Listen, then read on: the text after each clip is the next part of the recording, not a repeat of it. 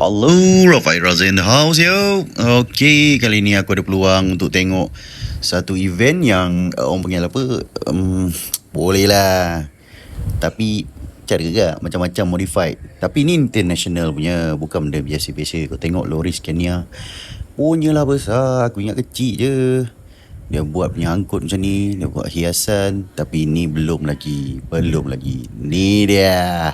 Kau tengok, ini daripada Camaro. Ini sebenarnya dia pemanduan belah kiri tau, bukan belah kanan. Tapi sebelum masuk tu kau kenalah pakai dulu, tak apa nanti adik ni dia akan bagi gelang kat kau, dia akan pakai tu kau. Tapi siapa yang laki-laki yang ada bini tak payahlah, kau pakai sendirilah kan, tak pasal hati dulu lah. Okey, dalam permulaan kau kena boleh tengoklah motor-motor yang ada kat sini. Ini kereta memang bukan kereta Malaysia je, seluruh dunia ada. Tapi tak banyak lah mana yang diorang tahu event ni, diorang masuk lah. Tapi ni GTO memang minat aku betul lah, lawa GTO ni. Ini kereta abang ipar aku lah, dia cuba nak bertanding. Okay, ini motor macam biasa lah kan. Kau tengok motor-motor pelik macam ni kan. Aku pun tak pernah tengok motor-motor pelik ni.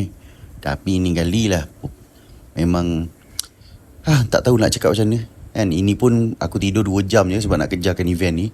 Dan selepas tu bolehlah kita cuci-cuci mata. Okey, korang santai lah tengok aku punya video kali ni.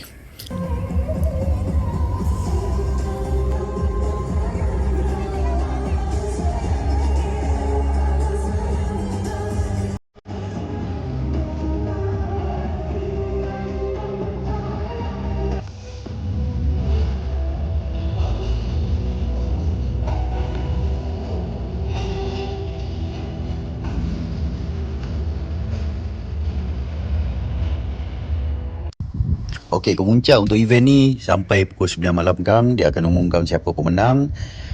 Untuk kategori auto show ni, ni brother ni bagi aku dia punya stiker lah. Baik lah, dapat stiker free man. Bukan sia-sia. Ini Evo ni selalu aku nampak Senawang ni. Ni mungkin toke car wash ni.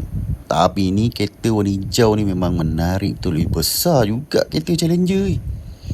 Tak sangka aku boleh jumpa depan mata macam ni. Evo ni banyak kali lah aku tengok ni. Ya Allah, cantiknya dah enjin dia.